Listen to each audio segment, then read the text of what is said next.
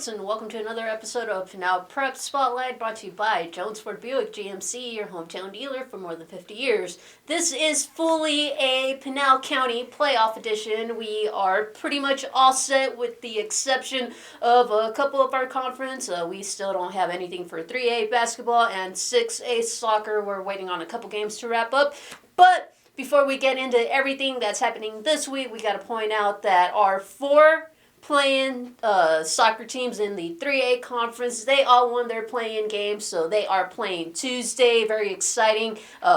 Correction, one team is playing on Wednesday. That is the Coolidge girls soccer team, but all the boys are playing on Tuesday. Whoever wins in this, both boys and girls, they will play again on Saturday. As of right now, we will have one definite winner because we have an all-out Pinal County matchup, and that is LA Ironwood and Santan Foothills. The winner of that is definitely moving on, but everybody else, both Coolidge boys and girls and Florence boys, hey, if they win, they play Saturday. But jumping into what we do know and what we can break down for further on in the week, that is basketball, and we only have one team in both the boys and the girls. Starting off with the boys, it is in our 5A conference, and that is CG Union. CG Union secured the number 23 seed. They are traveling up to number 16, Scottsdale Chaparral, and this is a very big turnaround for our CG Union boys. It's been a while since they've been in the postseason. This is their first appearance since 2016, and their first win comes long before that. I wasn't able to look it up on the AIA records.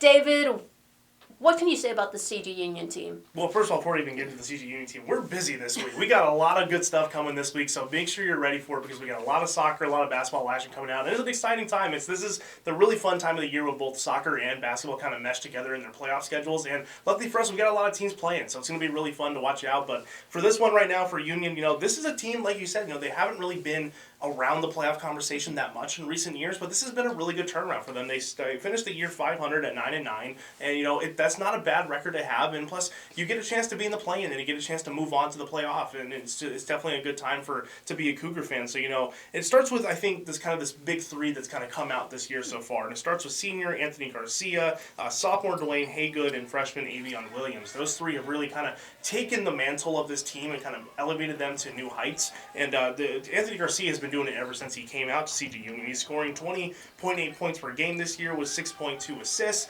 He's been kind of that lightning bolt for this team, both on the scoring side and just being a great facilitator for this team. And not to mention, he's good this year, but when he moves on next year, this team is still going to be relatively decent with some good guys, with Haygood being a sophomore and Williams being a freshman.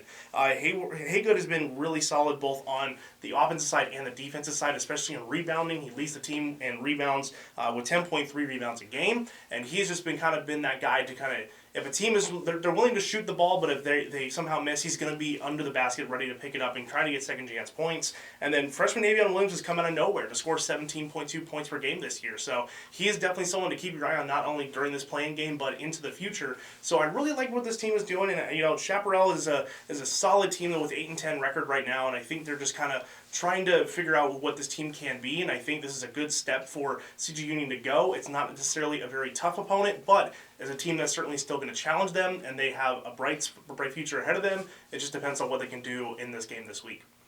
Looking at CG Union, I feel like this is the team that's peaking at the right time. Their region in 5A, it has really prepared them for this with Castile, Mountain Point, Higley, and all those other guys.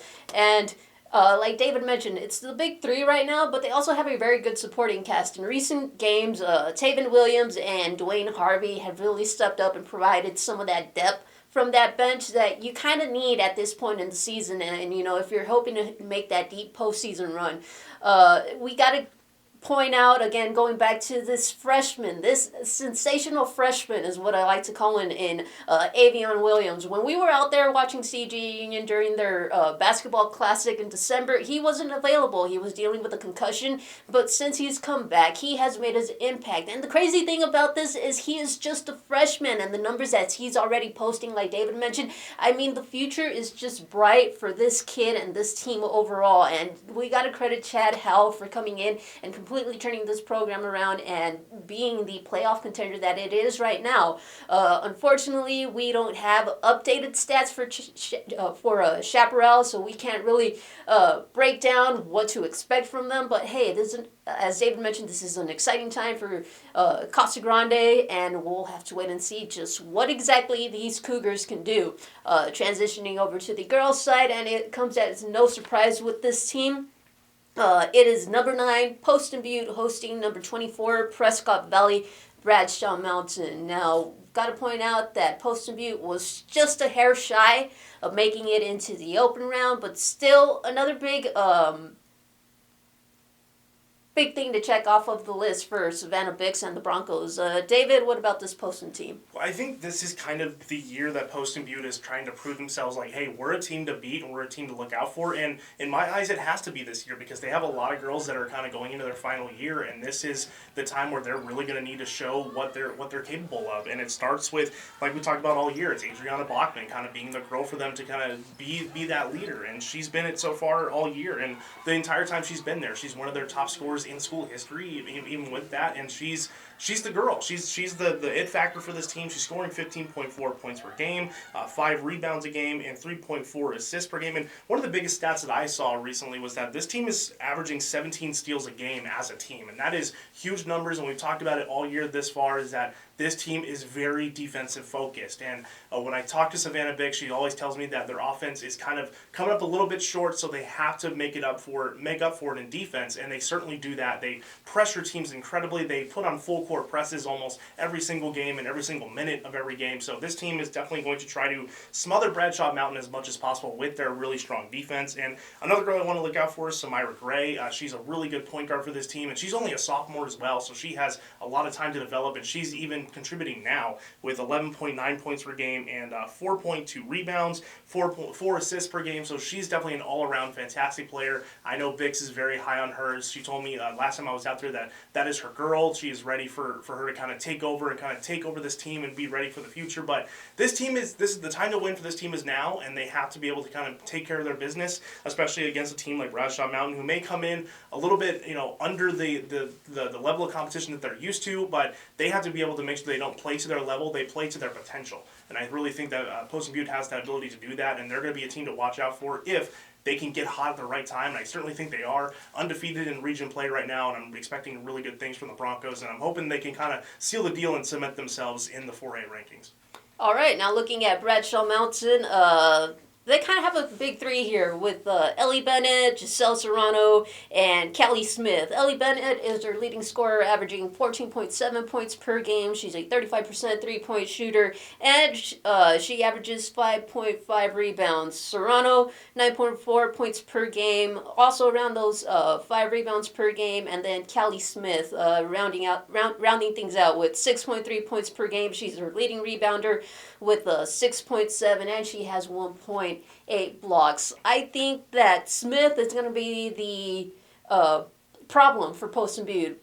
Savannah Bix is always mentioning how they don't really have the height, and looking at things and what Smith can do for Bradshaw Mountain, they're probably going to try to get the ball inside of her quite a bit. But the big thing here is, like David mentioned, Poston Butte is really sound on defense, and girls like Samira Gray, Autumn Thomas, Julia Harris, they're prepared for this, as well as Adriana's twin sister and Helena Bachman. They have that post set regardless of how things go. This really gritty, scrappy team. It's going to be a headache for teams, not just Bradshaw Mountain, but whoever they face off in the future.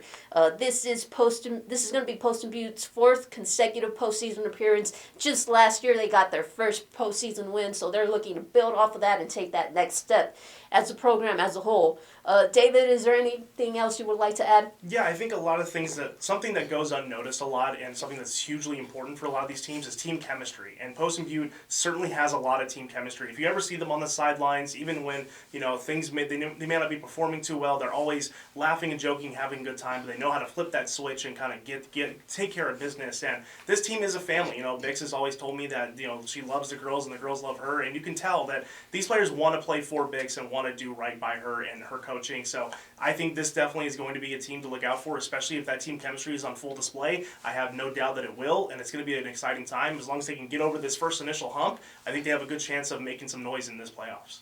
One last game, we do have to give a shout out to our 6A girls conference. Our only team making it is Maricopa. They will most likely host a play-in game on Thursday. We are still waiting for the final rankings to come out. But as of right now, they're sitting at number 11. That looks kind of solid, and they're riding an 8-game win streak. Head coach Courtney Keller said that if they could win out the region, that would be their ticket into the postseason, and it has proven to be so as they won out the 6A West Valley region. So with that, like we started off with the show, so much postseason stuff going on today. Be sure to tune in to Pinal Central for all of our coverage.